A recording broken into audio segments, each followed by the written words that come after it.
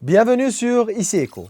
Un communiqué de l'Association des consommateurs au Liban mettant en garde contre du riz cancérigène et du blé moisi a semé la panique parmi les consommateurs. D'après l'association, 24 tonnes de riz cancérigène et 4506 tonnes de blé moisi auraient été distribuées au Liban, malgré une décision des autorités concernées, dont le ministère de l'Agriculture, interdisant leur mise sur le marché. Selon le syndicat des minotiers, le navire chargé de cette céréale a accosté au Liban il y a 14 mois et était destiné aux minotiers Chabarek. Selon la procédure suivie au Liban, la cargaison est vidée dans des silos que les douanes scellent après avoir prélevé un échantillon. L'importateur ne peut disposer de sa marchandise qu'une fois obtenus les résultats des tests effectués par le ministère de l'Agriculture. Les résultats des analyses ont montré que la cargaison était altérée et par conséquent son déchargement était interdit. Le minotier a demandé à refaire les tests en laboratoire, mais le ministère de l'Agriculture a refusé. Le minotier s'est donc adressé au juge des référés du matin qui, accompagné d'un représentant des douanes et d'un expert du ministère de l'Agriculture, a prélevé un nouvel échantillon pour des nouveaux tests effectués dans un second laboratoire accrédité par l'État. Selon les résultats, le blé était bon à la consommation. Cependant, le ministère de l'Agriculture a de nouveau refusé que la cargaison soit déchargée. Mais que s'est-il réellement passé?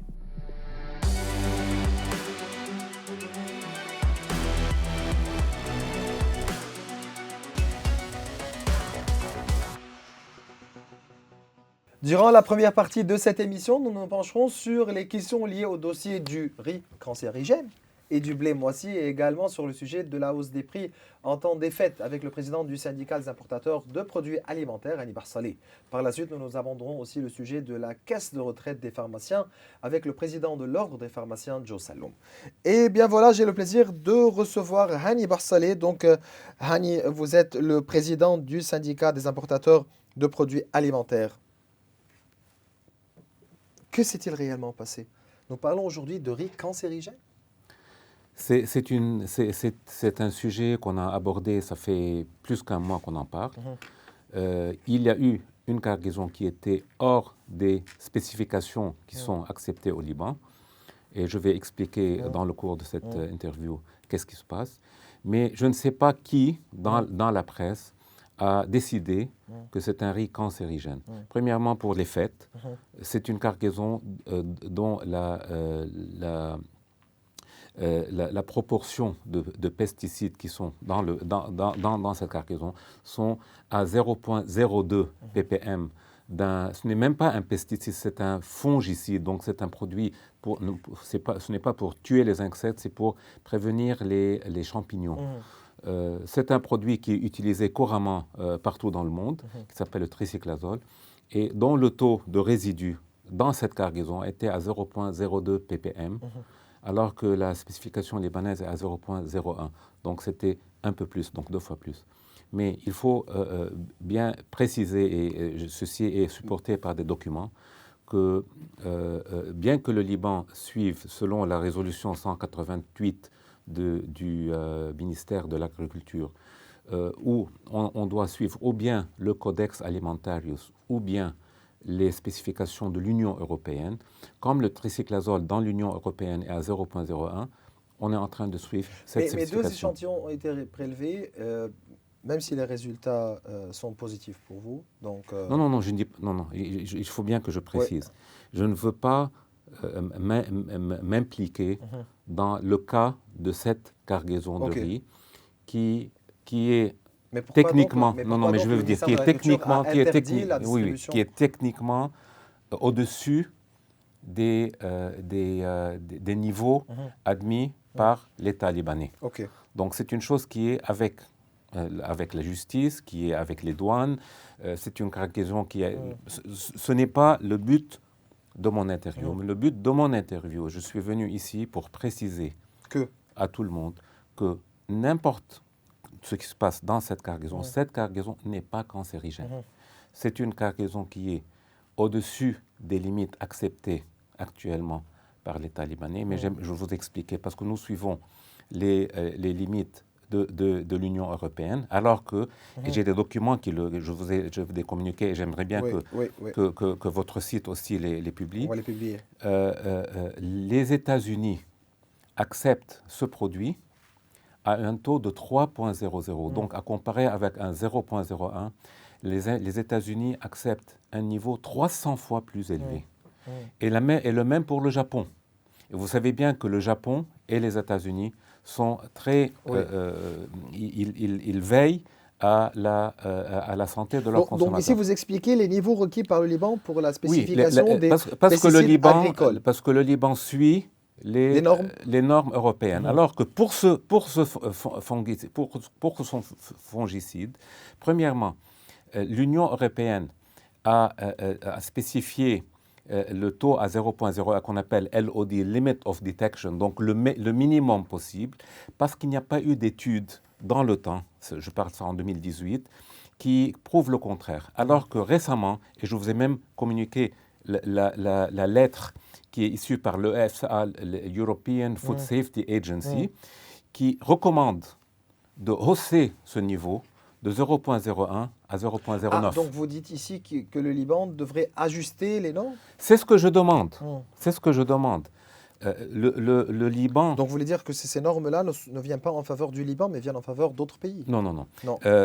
Oui et non. C'est-à-dire que la raison pour laquelle l'Union européenne adoptait un niveau de 0,01, c'était pour un manque d'études. Ce n'était pas parce que le riz était cancérigène. Ils n'ont jamais mentionné dans n'importe quelle étude que le riz est cancérigène. En fait, les études en Union européenne ont un souci pour les grandes endocriniennes. Ouais. Donc, vous savez, c'est un fongicide ou bien c'est un pesticide. C'est des produits qui sont utilisés couramment pour que le blé ou bien que le riz soit bon pour la consommation. Donc, mais il y a toujours des limites supérieures à utiliser. Pour ce produit en particulier, le tricyclasole, par défaut, parce qu'on suit l'Union européenne, on est à 0,01. Alors que même l'Union européenne a issu une recommandation pour lever ce taux à 0,09. Donc ce que je vais vous dire, c'est que le jour où l'Union européenne va adopter la recommandation de sa propre institution et lever le taux à 0,09, on sera automatiquement... Obligé? Oui, Ouais. parce que nous suivons la norme européenne. Donc, le jour où l'Union européenne va adopter cette recommandation, on sera 0,09. Ce que je demande, personnellement, c'est que le Liban a ses propres spécifications. Ce que je recommande, j'ai même vu le ministre de l'Agriculture, j'ai même vu le Premier ministre la semaine passée pour ce sujet, et je lui ai présenté les mêmes documents que je vous ai présentés pour prouver scientifiquement que, premièrement, c'est un produit non cancérigène.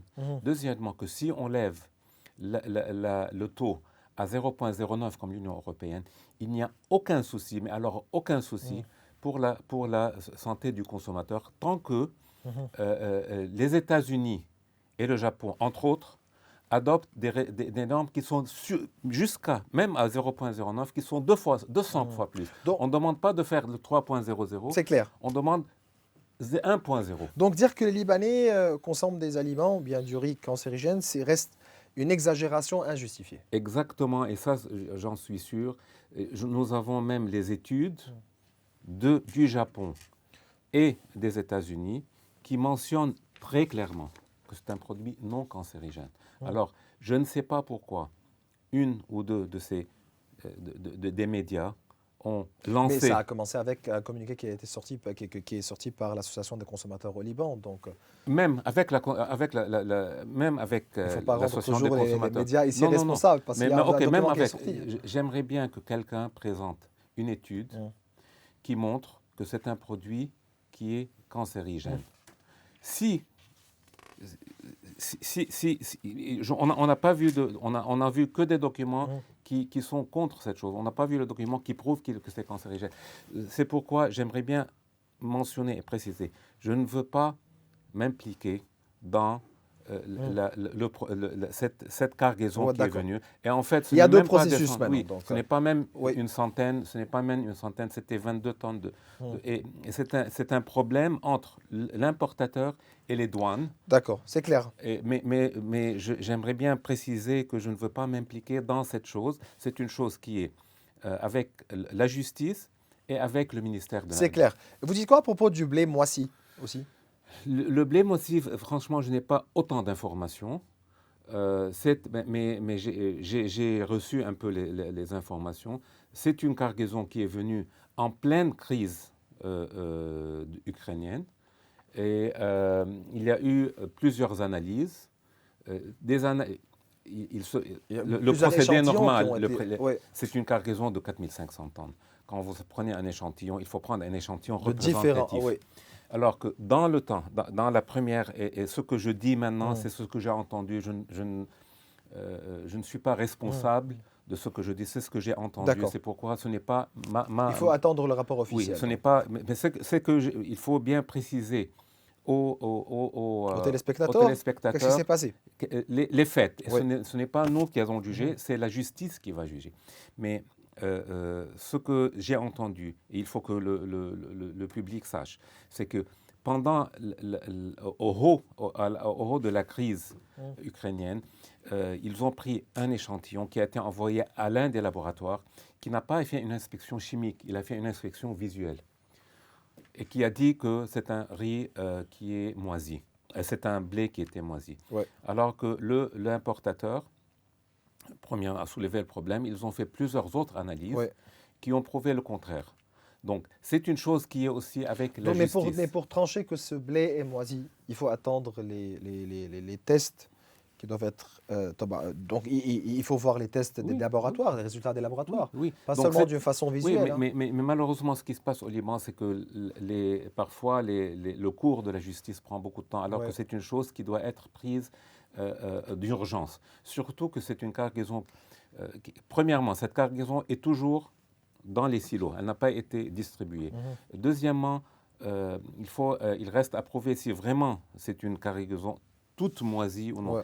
Il faut aussi savoir que dans une cargaison de 4500 tonnes, il se peut qu'il y ait par exemple une fuite d'eau quelque part dans le navire et une partie... Une partie a été moisie. Donc, une partie est moisie. Et cette partie doit être enlevée alors que le reste du blé est sain. C'est une chose... C'est pour ça qu'il faut prendre différents échantillons du blé donc, pour pouvoir trancher si tout ce blé est moisi ou bien une partie de ce blé est moisi. Et je ne suis pas responsable de ce que je vous mentionne. C'est ce que j'ai entendu, c'est que les premiers échantillons n'étaient pas représentatifs, alors que d'autres analyses ont été faites. Et je crois qu'il y a un juge qui a tranché que ce blé était correct. Passons au sujet de la hausse des prix en temps des fêtes.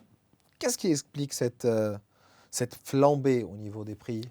Écoutez, au cours chaque des fois fêtes qu'on parle des prix, on dit que nous, comme importateurs, vous êtes responsable. Nous nions le fait que les prix vont augmenter. Vous vient vous profiter durant les fêtes.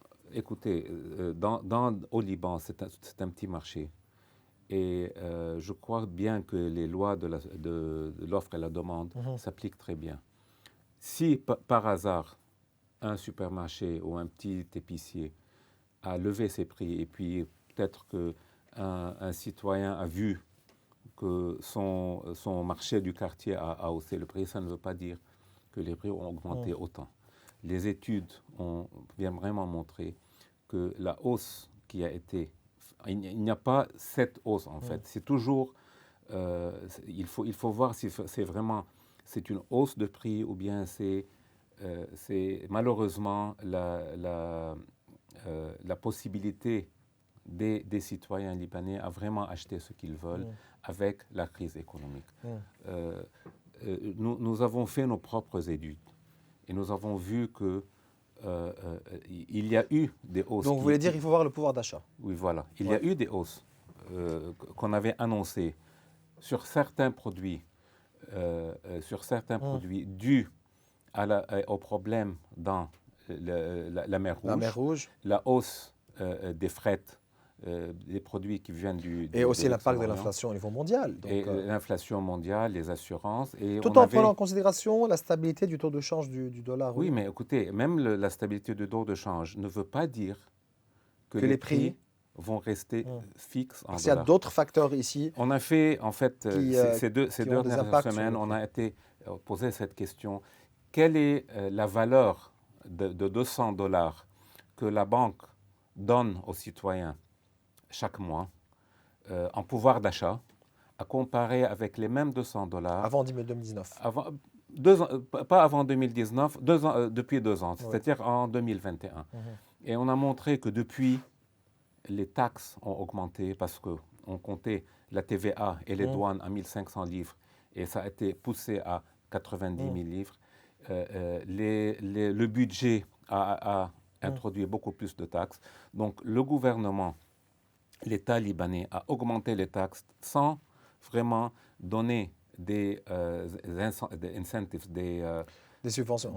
Non, pas non, des subventions, une aide une aide, oui. pour pousser l'économie, pour que l'économie soit plus productive et pour que les salaires puissent augmenter.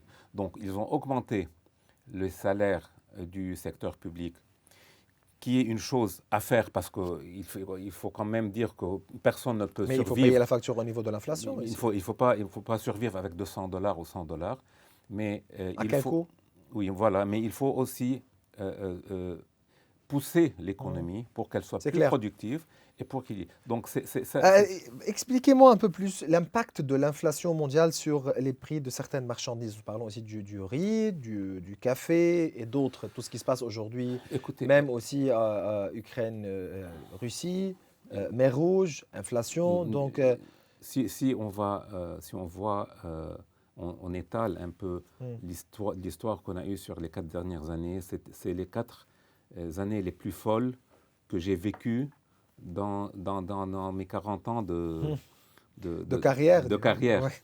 On a vu des moments difficiles, mais pas autant. Que ce soit le Covid, que ce soit notre crise, que ce soit la guerre en Ukraine, que ce soit maintenant, récemment, Ce qui se passe les événements à Gaza, et ouais, puis sa répercussion mondiale sur le fret et sur toutes les choses. sur la mer Rouge. On n'a vu que des problèmes. Donc, L'économie mondiale, que ce soit dans le secteur économique ou dans le secteur politique, sont tous en dépression. Donc on ne voit on reçoit que de mauvaises nouvelles. Et on a un taux d'inflation qui est entre 5 et 10% annuellement sur les prix en général. Non, maintenant, les produits pas tous les produits augmentent. Il y a des produits qui haussent, il y a des produits qui baissent. Maintenant, vous savez très bien que, par exemple, le cacao a presque triplé en quelques mois. Donc, le cacao, ce n'est pas un produit de première nécessité, mais c'est un produit d'agriculture. C'est un indice. Hein. Et c'est un indice. Il faut le prendre comme indice. Le sucre est plutôt à des niveaux qui sont normaux, mais on a vu aussi une hausse. Mais il y a d'autres produits qui ont baissé. Par exemple, les huiles qui ont triplé les huiles végétales qui ont triplé. Durant la première phase, ou bien la première partie, pendant quelques mois après la guerre de l'Ukraine, sont revenus à des niveaux qui sont plutôt normaux. Je parle du riz. Le riz, on a eu depuis quelques mois un problème avec l'Inde internationalement. Et l'Inde avait des restrictions au niveau des exportations. Voilà. Et ceci a aussi, bien que l'Inde exporte du riz basmati, mais c'est un grand joueur dans le marché du riz. Donc, une pénurie d'une certaine part du marché, du monde, va rencontrer une hausse de la demande dans d'autres régions. Donc, on est dans une période un peu instable. Mais au Liban, est-ce qu'il faut craindre aujourd'hui une certaine pénurie au niveau de certaines marchandises Écoutez, il y a aussi deux... Tout en prenant en considération toutes les circonstances au niveau géopolitique. Il y a 2 facteurs. Premièrement, et c'est ce que j'ai dit couramment et je le dis chaque jour, c'est qu'on n'a pas à se soucier d'une pénurie de produits. On a assez de stock pour tout. Qui couvre 2-3 mois, pas de problème. Ouais.